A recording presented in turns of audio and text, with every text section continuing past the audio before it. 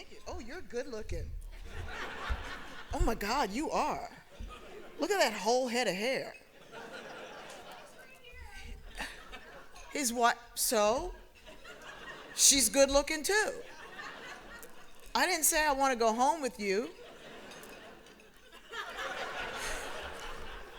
So I am humbled, I am honored, I am so excited to be here. I've worked with Alcon before, never in Canada. My children think they're Canadian. I tell them they are.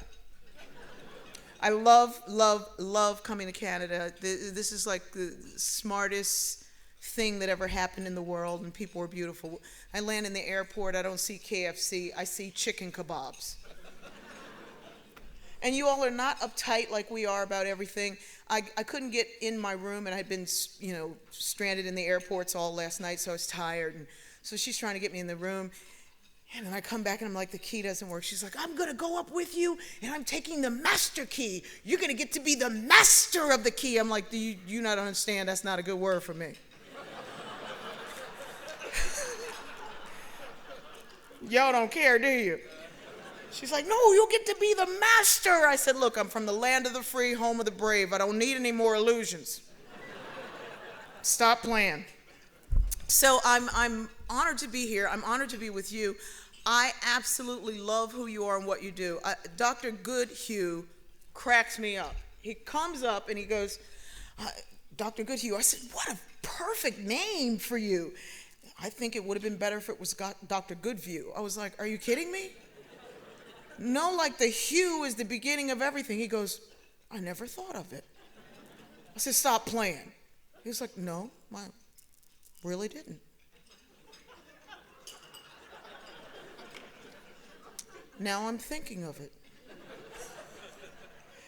I'm so excited. So listen, this is, it is everything to do with eyeballs. It's everything to do with who you are and what you do, and why I love you and your excellence and your purpose. I have a very good friend who's an ENT, and she says, in med school, what we learn about the eye is how to call you all.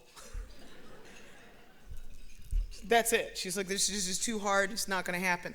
So I have a great deal of respect. I hope to convey the why. Before I get into all of that, I always like to start whatever I do by offering a meditation. I meditate publicly in the form of music because music is the most parsimonious language. Parsimony, of course, meaning that it says the most in the least amount of space.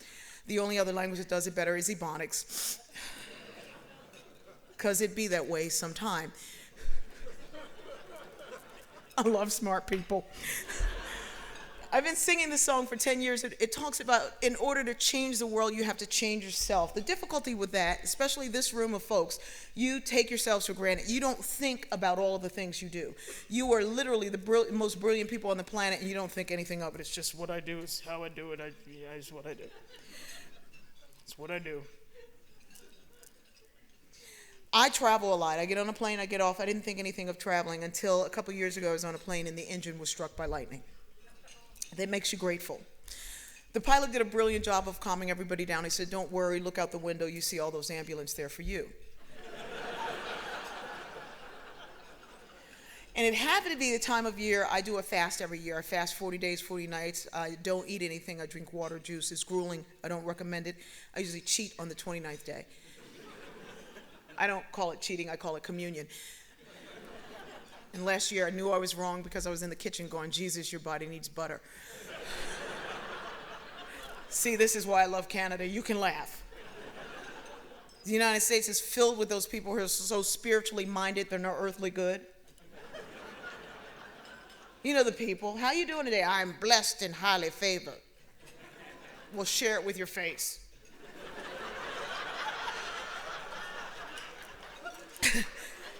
I was telling this story to one of my friends. She's like, I can't believe you're making fun of the Holy Communion. I said, you've never fasted, have you? Because if you had, you know on the fifth day you see Jesus and he's holding a biscuit. So I was on my fast, and the plane's going down. I was on the 32nd day of the fast. You would think at this heightened spiritual, mental, emotional state, I'd call everyone together to pray. At the very least, we collectively hum. 32 days of fasting, my first thought was not, let us pray. I'm thinking, I should have ate. Life goes by quickly. It's not short. It's actually long, but it can go by quickly when we fail to recognize who we are. I'll be 60 this year. Okay, actually, I'll be 55, but I find that if you put your age up, you get a few more compliments.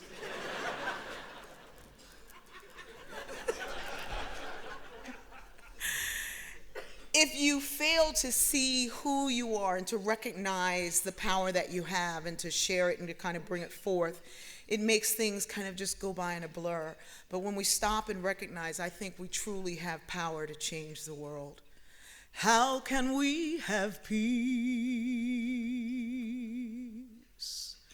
in the Middle East if there's none at home?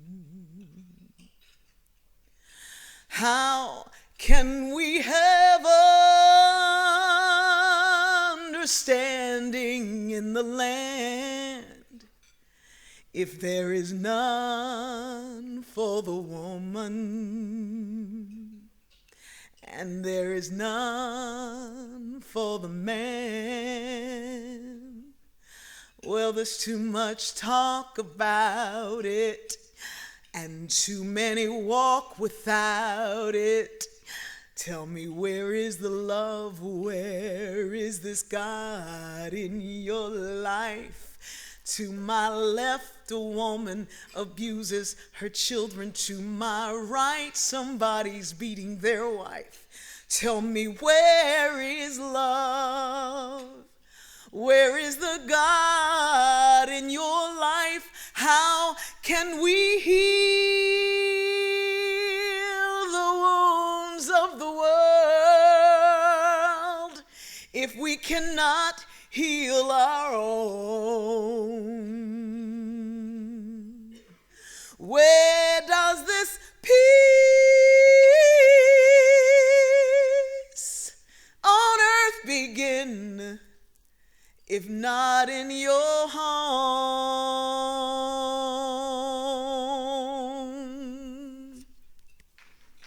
Thank you, thank you, thank you. Okay, so clearly this is going to be a little different than the glaucoma session.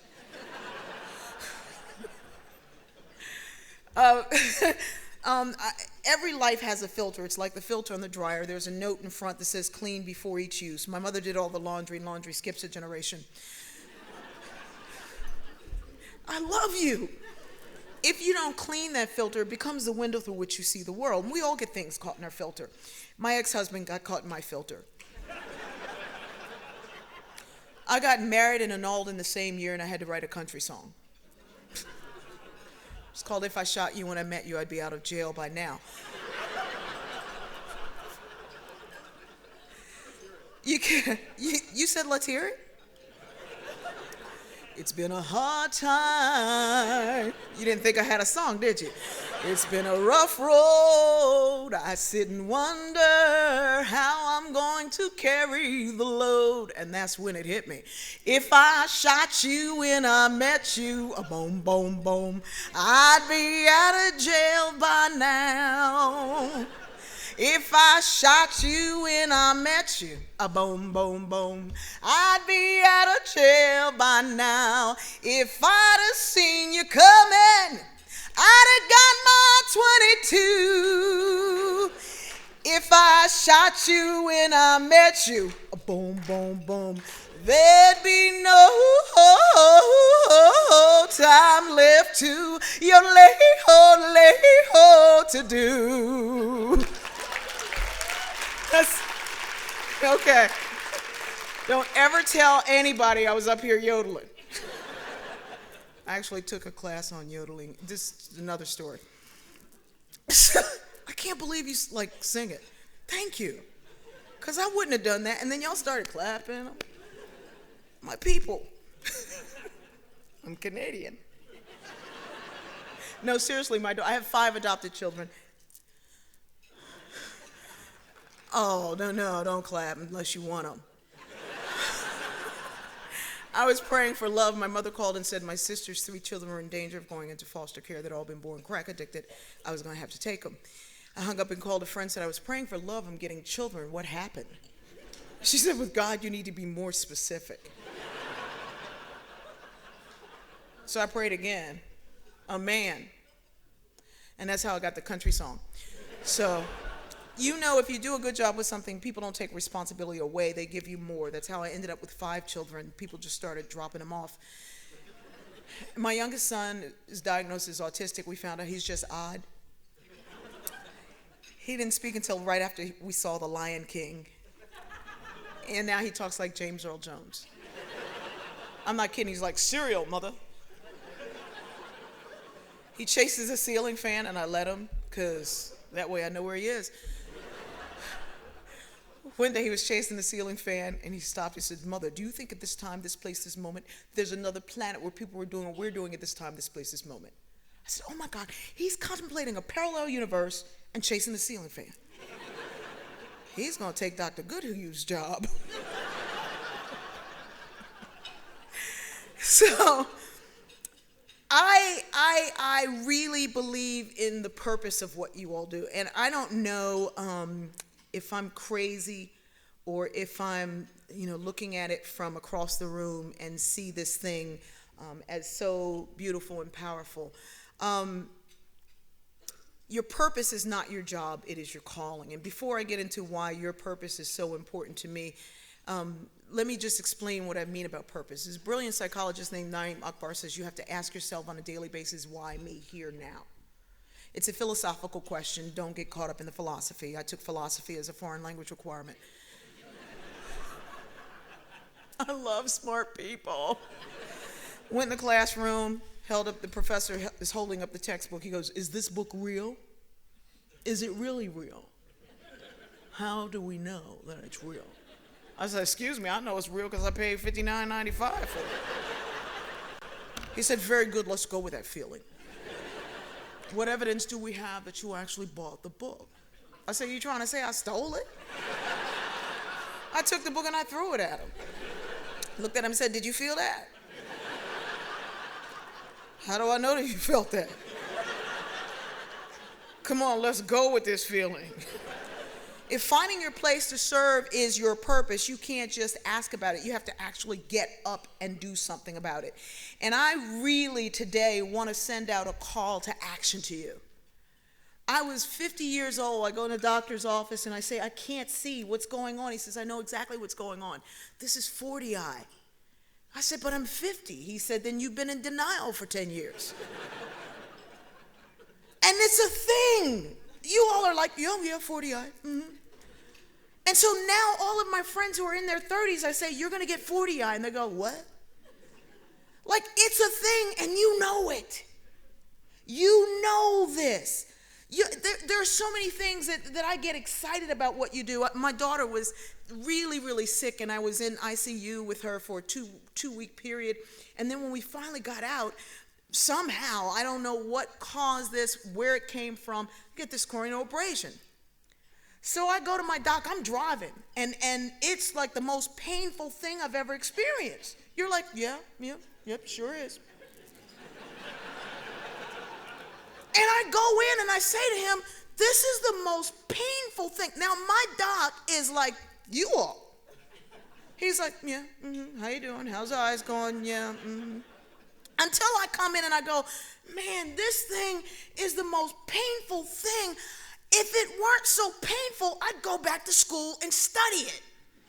He stopped and was like, yeah. I was like, what happened? He was like, yeah, so let me tell you, in this little space, it's the smallest space with the most nerve endings, and they're going right through this eye, and they cover, and then they go through the rest. I'm like, whoa, where'd you come from?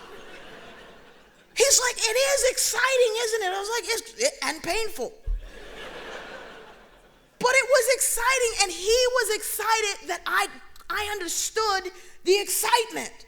And he said, well, every one of those, I said, why don't you tell people?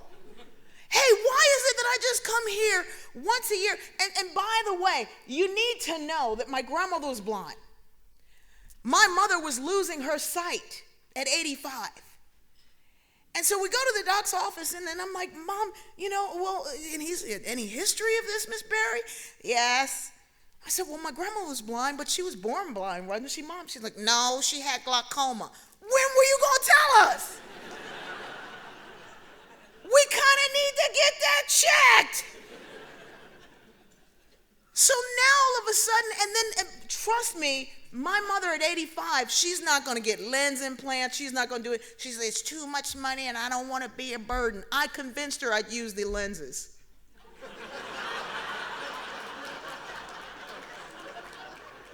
No, Mom, when you die, we'll take them out. I'll use them. Don't worry about it. But to me, this quality of life, my mom's a birder. She loves to see the birds. She watches them. She's got her books. She's listening to the sounds. It's important to her. She read everything I could. But let me tell you the real deal. My mother, during this 2 years that she got her sight back, wrote the journal of her life. And when she died, I found her stories that I didn't know.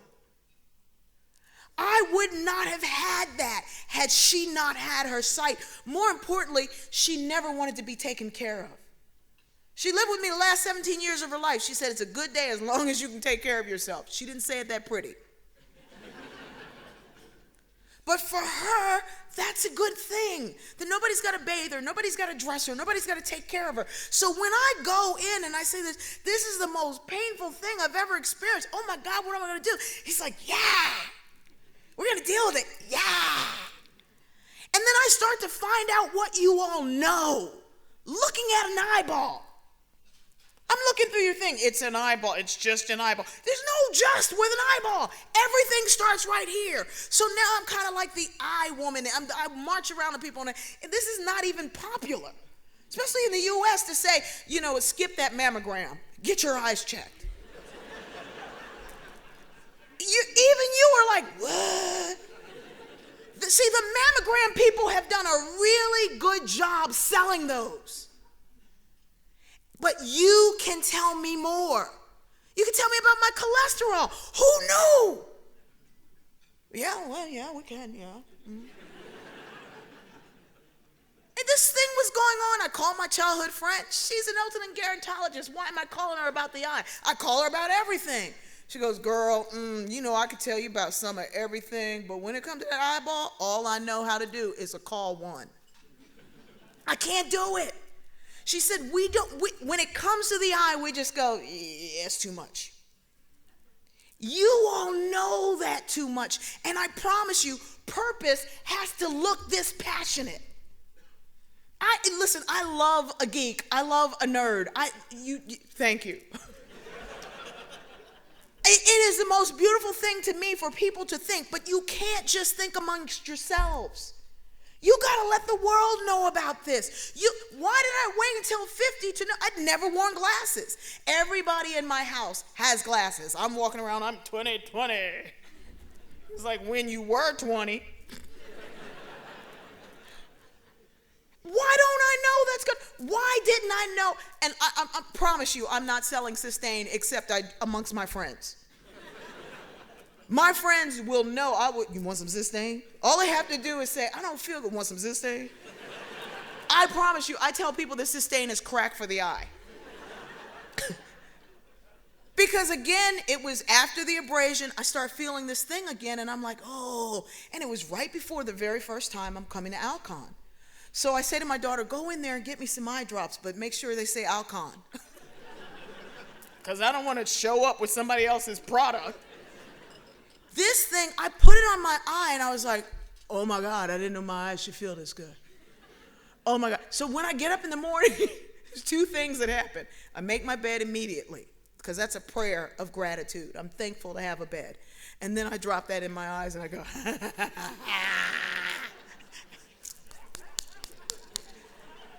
why don't I know that I can be better seeing? And why don't we know this? Because you all are so humble. You're more humble than a dentist. You're so humble. We don't want our patients to have to pay for too much. Let me explain something to you. The eyelash industry has become a $3 billion industry.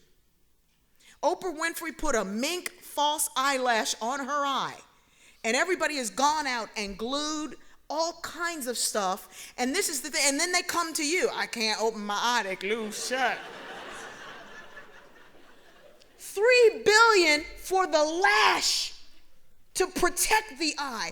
Don't wait until you become the teeth whitening of the industry. Because teeth whitening, dentists won't whiten a tooth with a cavity.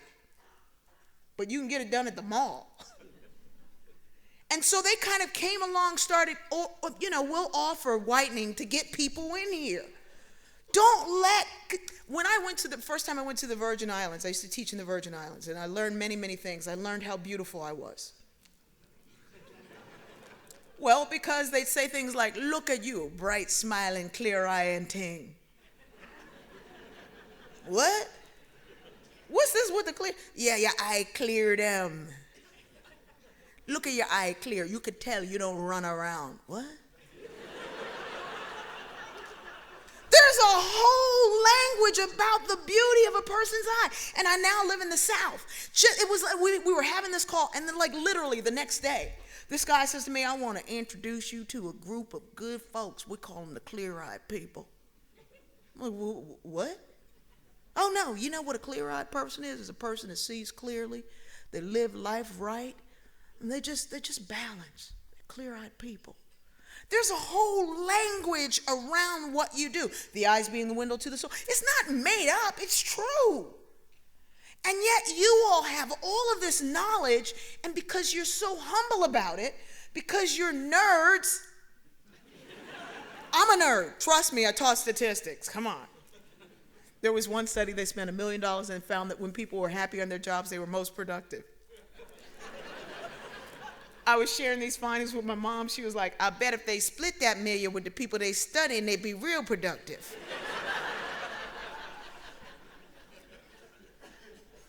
How do you have all of this and not let us know?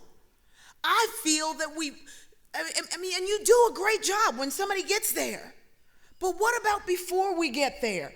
You can help me live better. I promise you that there's so much with this. I had a head injury a couple of years ago. I think it was a couple of years ago. You're the only audience to ever get that.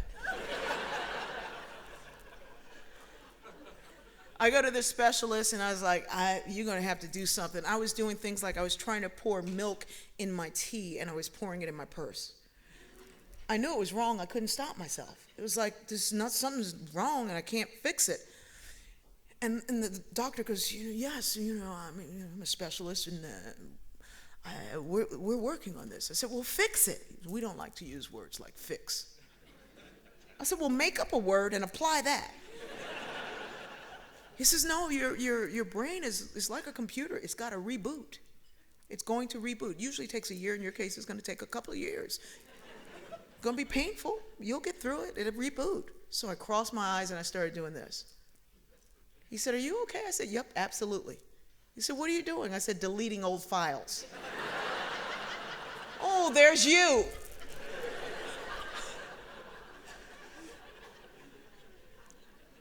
There are some old files that you have about the way you do what you do because you don't want to charge people too much. You want to cost them too much. Yeah, my kids were like in and out all the time because they really needed an eye doc. But it wasn't just about what they were seeing. It was about the way they learned. And it affected everything. Trust me. It affected everything. And there's so much that can happen from here. From here. I know you're sitting over there and you see this big spot in my eye. No one would notice it but this room. You getting that checked? First time I was with Alcon, I was in the car on my way to the event, and I said, oh, I got to grab my sunglasses. I really, really need them. She laughed. Yeah. You know, at Alcon, we say as long as people don't wear sunglasses, we'll always be in business. I said, what? How come y'all don't tell people? Oh, because you'll always be in business. That's beautiful, but we need to know. There's a whole thing around. If I'm spending $3 billion on the lash to look cute, I promise you it would be much better to be clear-eyed and ting. So how do you do this? How do you go about making this happen? I want to share some of these ingredients because I think life happens in ingredients. I had this amazing woman in my life who was in purpose. She was my teacher. And she did this amazing thing for me. She graded my homework. Right, it's her job, right? But I had balled it up and threw it at her. Grew up in a single-headed household, cycles of poverty, abuse, alcoholism, and go figure, I had an attitude. Bigger the insecurity, the bigger the attitude.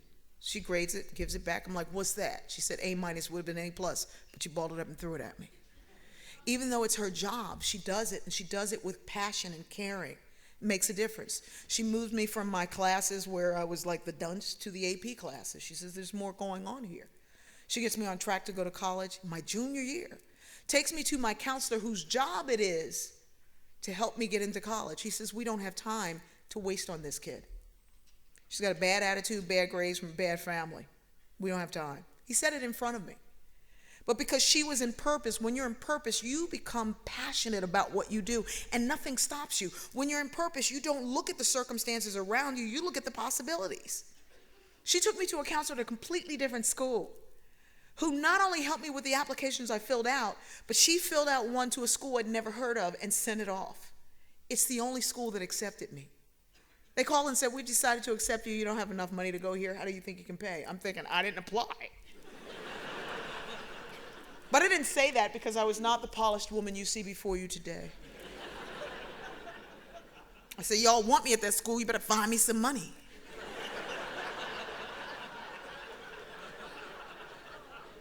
Fortunately, I'm talking to somebody who's in purpose. She takes the application over to the financial aid director, says, look, we got a kid here with the lowest SAT score we've ever accepted.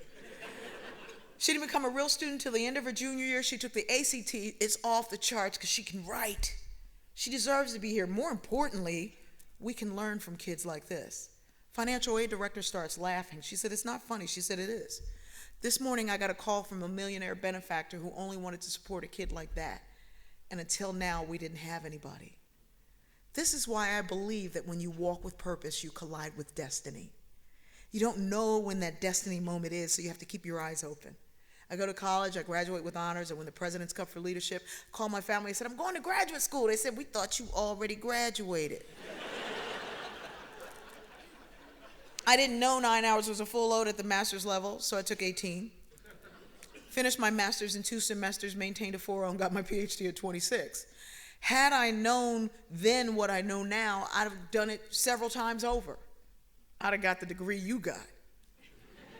Because it is the coolest nerd degree on the planet. Everything in the body starts right there. Will I go left? Will I go right? Look at my eye. See, you're laughing because you know. Yeah, I can't tell what direction you're going to go.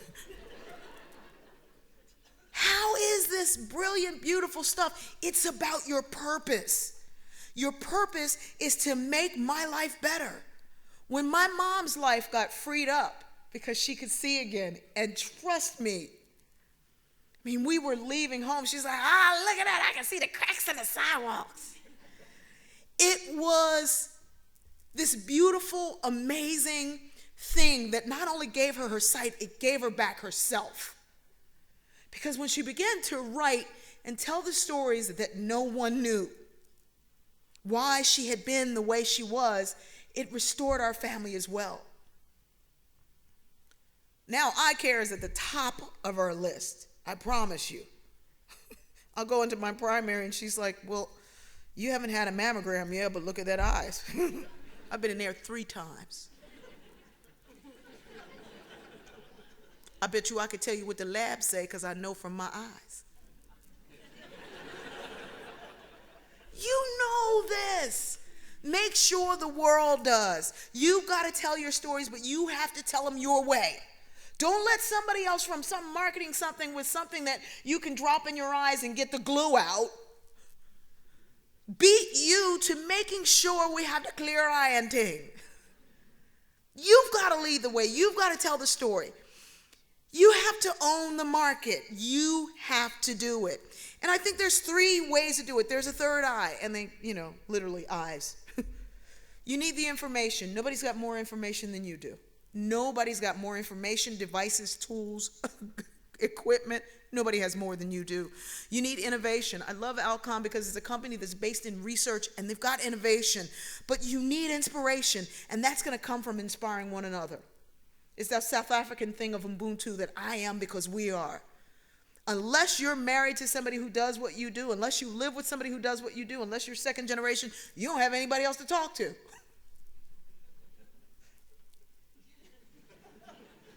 Oh yeah, you do glasses. No, I know everything that's going on in your foot. So you need to stay connected, and I call it quilt working. Networking says find out who's important, get to know what they know, and take over. Quilt working says every piece is connected to the whole. I am because we are. And the more you experience, the more you evolve. Oh, I love country music. One day I was listening to country music, a guy called to ask me out. He was like, oh, I was going to ask you out, but you like country music. I was like, well, yeah, what's that got to do with anything? He goes, but you're black. I said, what do you turn on country music and turn white? What are you talking about? He says, okay, who are you listening to? I said, it's a really good track by Katie Lang. He said, wait, isn't she a lesbian? I said, and a Canadian. He said, are you a lesbian? I said, are you the alternative?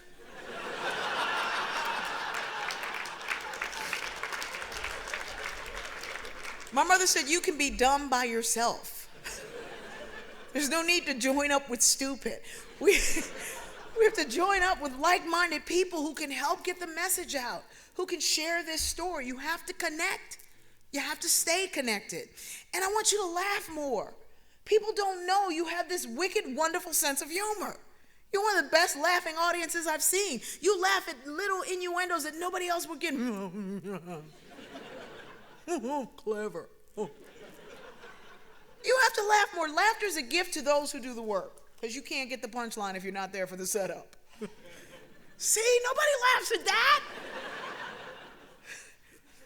I used to co-own an art gallery. We use all the money in the gallery to help families in need, and I know it sounds like a really noble thing. We got tired of them living with us.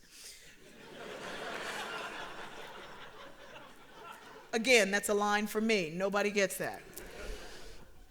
Whenever a family comes in and they get moved into a house, we ask them to come back when another family is getting moved into a house, so they can help complete this cycle of gratitude and help that family. So one of these families had come back, and the mother walked in and her teeth were sticking way out. We're like, whoa, what happened? She said, I don't know. I woke up this morning and something not right. I'm like, it sure isn't. She said, help me, something not right. It took us an hour to figure out that she'd accidentally put on her husband's dentures. See, we laugh just like you did, right?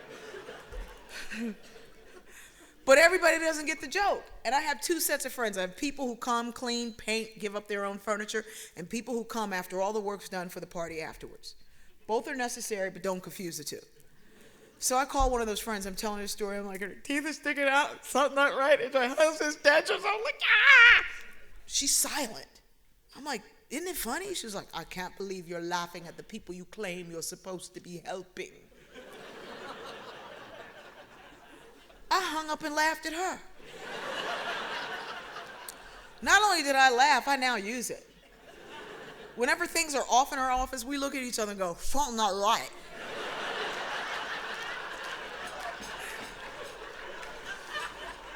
Every one of you has a something not right story. You have that story. I thought it was my eye drops, but it was my hot sauce. You got that story. You have to stay connected through these stories. Share them with one another, and then share them outside of there. Because I promise you, what you know is blinding us. Because it's not getting to us. And it's got to, and I want you to lead the way. I want you to lead the way so much because I love who you are and what you do. I promise you, my grandmother belonged to the Blind Black People's Association of Delaware. And I was like, Grandma, why you gotta be blind? Why you gotta be black? You're already blind.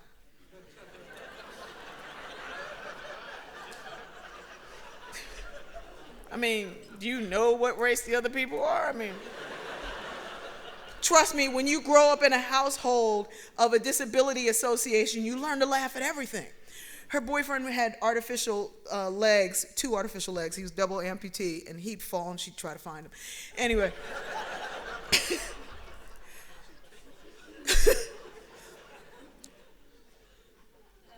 I grew up practicing how to see without seeing. My mother would teach us how to go in a room in the dark. Now here she's preparing me for darkness, but not telling me that I can be prepared.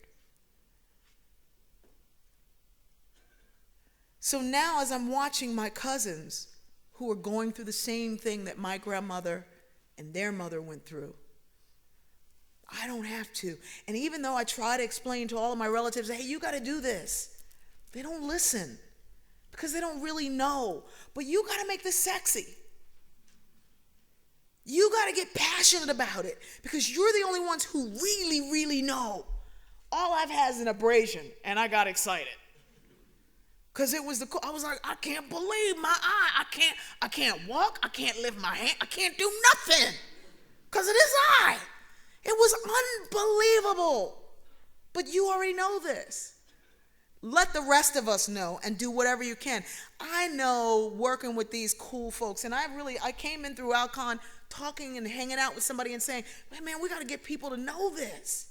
That's how it came about. I met a surgeon somewhere, and she was going to Africa, and she said, do you understand that when I help one person over there, a whole village is set free? Because that whole village is around caring for that person. So I was talking about this, and I got excited about it, and I want somebody to know. Alcon is cool because they care about you. They care about your patients. We got to stop saying, I don't want to tell them about this because it might cost too much. There is nothing worse than barely able to see. Take away my sight, but don't give me just a little bit of it. Don't give me the pain that I had before because I don't know what's going on, and we can avoid these things. Don't wait till I'm 50 to tell me about 40 eye. Oh, I know you got 6 kids and cousins and you're paying for all those glasses. I didn't want to be a burden. Be a burden. Let them go blind. I got to hold it together. I hope this is making some sense. I got to go because I really want to sleep. But I would love to hang out with you all forever. I promise you. This is, to me, I've been waiting for this. I get to do 200 lectures a year with all kinds of groups and all kinds of things. I'm about to do a new TV show. All kinds of things are going on in my life. And I've been excited about this. My daughter's like, where are you going, Mom? I'm going to the eye people. In your country.